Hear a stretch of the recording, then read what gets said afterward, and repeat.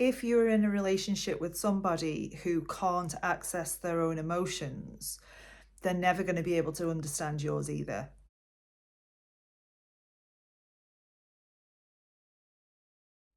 Hi, I'm Amy, and welcome to my channel. Here we discuss spirituality and psychology around relationships. I'm a certified attachment style coach, and in this video, I'm going to talk about why it is so difficult to feel like you're seen, heard, and understood when you are with an avoidant partner. And in my opinion, the need to feel seen, heard, and understood in a relationship is perfectly normal. Of course, we want to have our partners understand us, understand where we're coming from. Even if they don't agree with it, we still want to know that that person is considering our thoughts, our beliefs, our feelings, and our needs.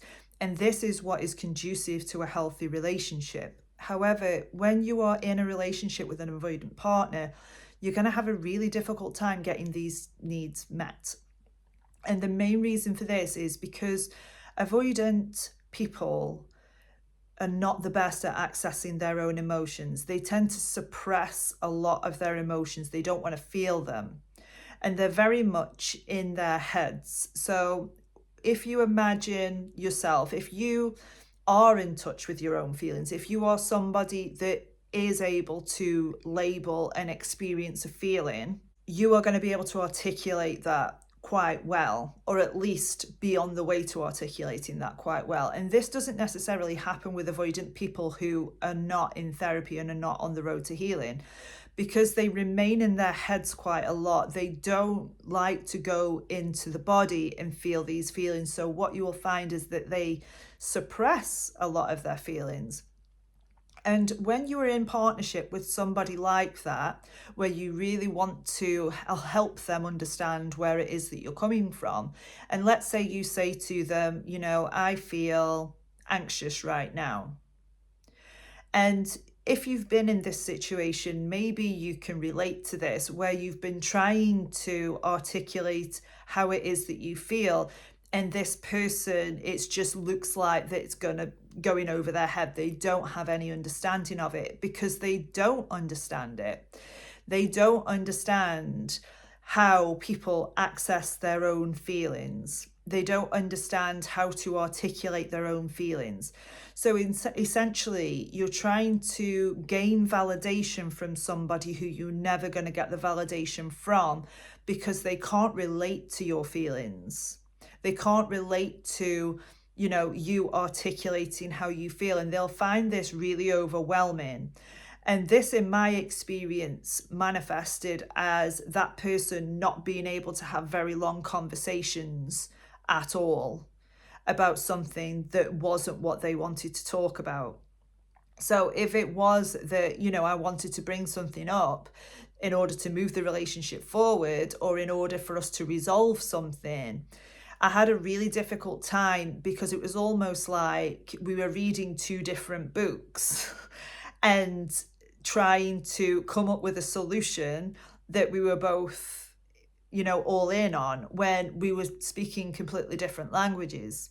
And as a result of that, I felt like my needs to feel seen, heard, and understood were never met. And it created a lot of frustration and a lot of resentment, because I was being dismissed all the time, because this person really and truly wasn't capable of addressing anything, and really wasn't capable of validating how I felt. Because if with a friend that you have, for example, where you are both in touch with your feelings, even though you're not experiencing the same thing as that person is, you can perhaps imagine how that person would feel and be able to show compassion and empathize with that person.